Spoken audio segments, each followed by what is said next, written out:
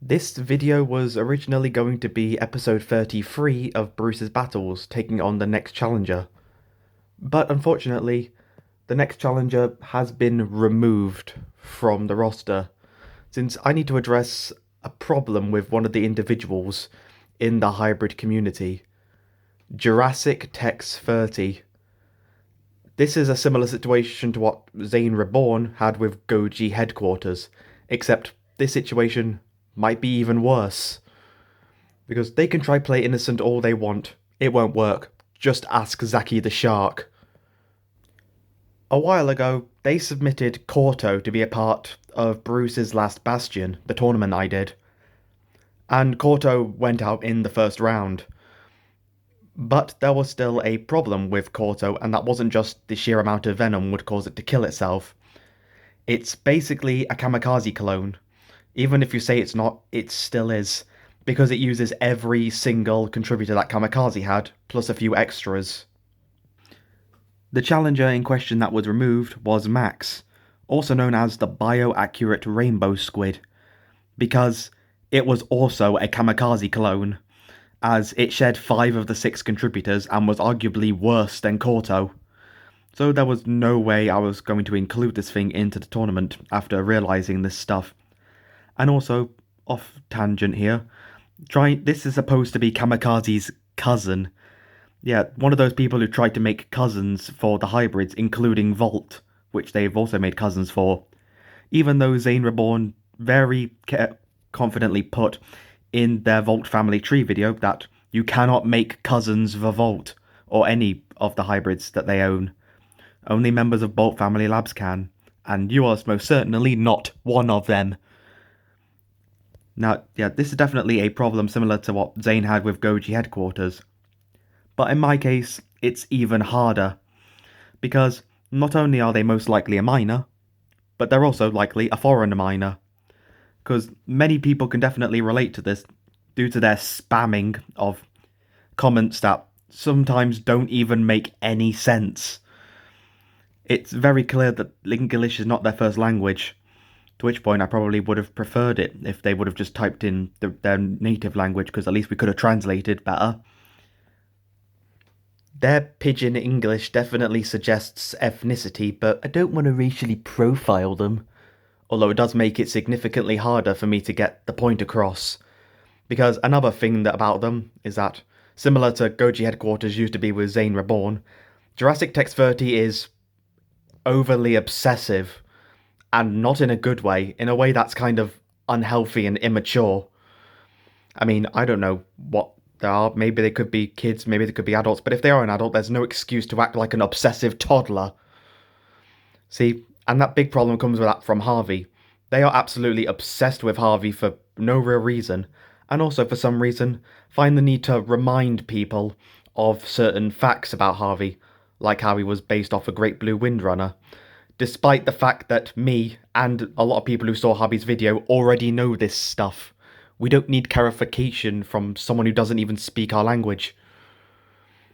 Oh, and also, their obsessively immature thing of taking my hybrid and putting it in all these random situations with these fictional characters without my consent.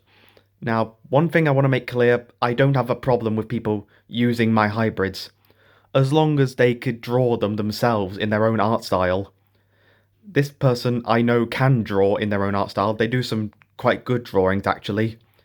But they pretty much just straight up steal my drawing of Harvey, not even being bothered to crop out the text and the pictures stuff. Of just taking that and putting it in stupid situations, which I don't approve of. Another thing sure, that might seem a bit hypocritical from coming from me, considering I did something similar to that from my 100 subscriber special. But I put a lot of thought into that. I didn't just make it a random picture that I'm going to forget all about in a few days' time. I made 4 videos of it, over an hour worth of content, and I genuinely spent more than a year writing this sort of story for stuff. And I've got more planned if people are interested. But no, this weird, immature behaviour, just putting Harvey and other random skybrids in this random, stupid, immature settings without consent from the creators first. That's just not okay. Like, there was this one time where they announced this hybrid documentary, and they just cast me to be the narrator without consenting me first. Not that I would have anyway, because how would that work? And also, the script they gave me was horrendous. Because, a non-English speaker trying to give an English speaker a script, that makes about as much sense as getting a nun to direct a porno. It just doesn't work. Look, I'm the one who took the drama. I know how to write scripts well. I don't need someone to write them for me, I write my own. So yeah, this overly obsessive, mature behaviour is not just for me, a lot of other people are starting to report this behaviour. But no one else has been brave enough to speak out about it. Because, someone from another country, they might come off as a little bit racist. But not me. I make sure to get my point across. Although I am painfully blunt. One of the downsides of being autistic. So yeah, in short, this creates big problems. Especially with their hybrid also copying things. Because this is now how I feel about their hybrids. Luckily, there's a bright side to this. I didn't just make a video to rant and basically diss this guy or girl, whoever it is. I'm here with my own version of how to make hybrids. So welcome to Hybrid Making 102. 101 was already taken. On my guide to not only create hybrids, but create great hybrids. See, because the meta for hybrid making has drastically changed since the end of the Great Hybrid War, the first one. Making a good hybrid isn't that impressive anymore. Oh yeah, sure, you made a good hybrid that doesn't hank itself. Cool. It doesn't stand out in any way. Then it's not really going to be good. So that's sort of like, step one is to find a decent purpose for your hybrid. And also, with step two, is to make something different, something unique that fits you, makes yours unique from everyone else. See, go back to when Bruce was first created. There were pretty much no shark hybrids to speak of. I mean, believe me, I checked. Bruce was like the first real serious shark hybrid. And has, even to this day, has managed to maintain a great sense of popularity. And is like now seen as the ruler of the seas. Which I'm very proud of. So yeah, just like Zain Reborn did with making a new hybrid for Goji headquarters, I am, albeit a bit more reluctantly, making a new squid hybrid for Jurassic Tex 30. A more unique, original squid hybrid. One that doesn't hank itself, one that stands out from the crowd. So, starting with making the base for your hybrid, which is very important. Now that will dictate how your hybrid will most likely behave. So, when it comes to squids, most people go for the giant and colossal squids, but too many people go for those, so we're going for something different. The base for this new squid hybrid will be Two-So-Toothus, an extinct version of giant squid. Now, albeit there isn't a whole lot known about this creature, and albeit this is not an accurate model, this is just taken from Ark Survival Evolved. But Two-So-Toothus, I feel confident, being that it was basically just a smaller version of the regular giant squids that we have today. But being smaller means we need to increase its size to help take on better components. So, no, usually sometimes size isn't the biggest problem with a hybrid. It's not like a big priority. Some people don't even need to add creatures to scale hybrids. But you need to make sure to, when you're scaling a hybrid, to at least make sure it's similar in its body plan. I mean, there is possible to use other body plans, but it needs to be done very carefully, so you don't make a kaiju-sized theropod. My solution to increasing this squid's size is the big fin squid. Increasing the size not exactly how you'd think. This will increase the length of the tentacles. Now, it won't actually change the structure of the tentacles at all, it just makes the tentacles longer per se, since big fin squids have some of the longest tentacles in relation to their own body. Now, when it comes down to offensive abilities for your hybrid, there is a lot to use, but then again, squids, they really aren't the best in combat. Cephalopods are much more flighters than fighters, and squids are fighters but aren't exactly very good ones. But there are ways to make it better at what it does while also making it unique. Starting with the blue sea dragon for its special venom delivery, which it delivers through its tentacles, which can be taken for our squid. Now granted, the blue sea dragon gets its venom from what it actually consumes, but we're not taking that. All we're taking is the ability to have the venom be delivered through the tentacles. The venom will be taking on the form of a different mollusk. That mollusk in question is the geographic cone snail, with one of the most potent neurotoxins of any animal, quickly paralyzing a creature, making it unable to fight back, which for a squid's case, considering they aren't the most durable, quickly incapacitating prey would be very beneficial. So this is going to be the venom for this squid. Now for a functionality check, which I make sure to do to keep hybrids congruent, because now it's worth mentioning now that every genome in this creature is a mollusk. That includes things like, clams and stuff, but as well as things like sea snails and cephalopods. All of them fit into the mollusk family.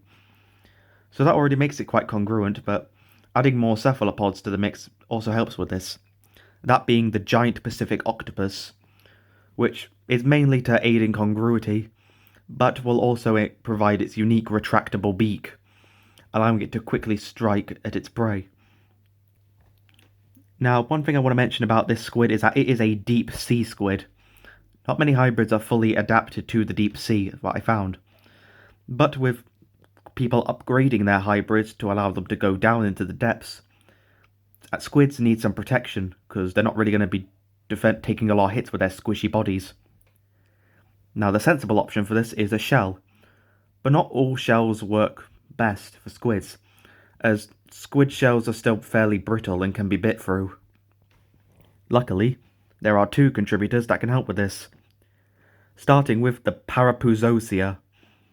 This is the largest species of ammonite ever discovered, which we'll be taking for its unique round shell. Why a round shell, not a straight shell? Well, in the same way a dog can't bite a beach ball, the round design of the shell will make it harder for creatures to get a good bite on it.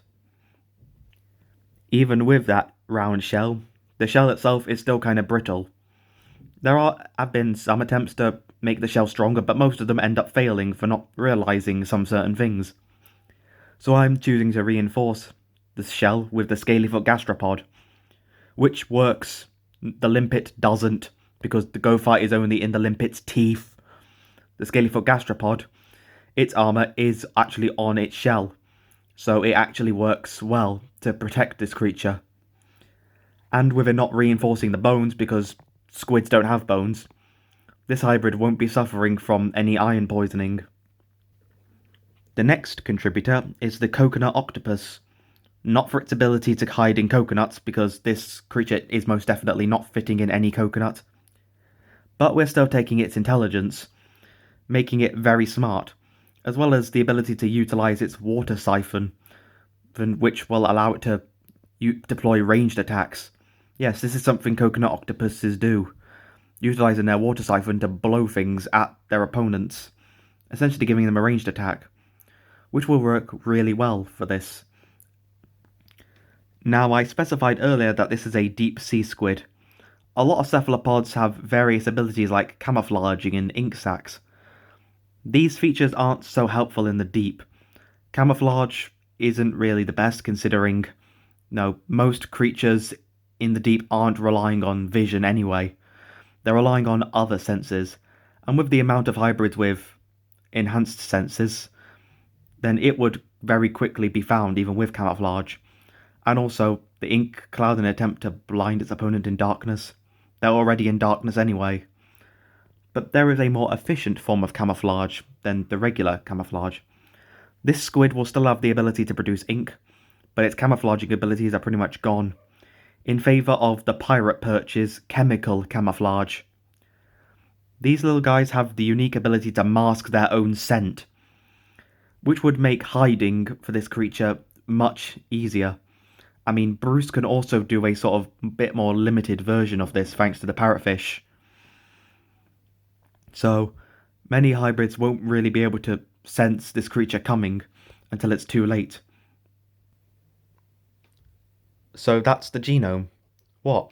You thought I was going to draw it? No. I might be teaching them, but I'm not like some parent for them. They can do that themselves. They can draw it and come up with the stats and name themselves. All I did was provide the genome, the rest is up to them. Consider that their homework. And I feel like, to clarify some things with this squid, this is a deep sea, more like a bottom feeder. Now, thanks to its slightly heavier shell, it will spend quite a bit of time on the sea floor, for more likely just scooping up various things that crawl along the seafloor, but is still able to propel itself thanks to its large tentacles. And if something big comes around, it'll likely end up hiding amongst some large rocks in an attempt to camouflage its own shell, and masking its own scent so they don't actually smell it. And then, should they get closer, it'll suddenly lash out with those venomous tentacles, delivering the venom, causing the creature to quickly become paralyzed, which means they won't be able to fight back or kill the squid. This is definitely, I feel like, is a unique squid hybrid. I don't think anyone else has really tried to use the things that I decided to put in it. This is not my hybrid. This is my reluctant gift to Jurassic Tech's 30. Use this squid for however you like. This squid should actually work, unlike the rest of them. But maybe don't send it to challenge Bruce. You've already sent some squids. Maybe do something else. So yeah, this is pretty much the end of the video. Oh, and for context, Bruce's battles will likely be continuing next week. Now, I have teased a few of the hybrids that are going to be in it. And also, after episode 40, I'll mainly be sort of taking the best hybrids to fight Bruce, not the ones with exploitable weaknesses, which I seem to be picking out in every episode. So, yeah. That's going to be their assignment, to draw this own squid that I gave them. I just gave the genome, they do the rest. They can give it a name, the stats, and then stuff, the colours, whatever they want. Just don't try to change it into another kamikaze clone. Class dismissed.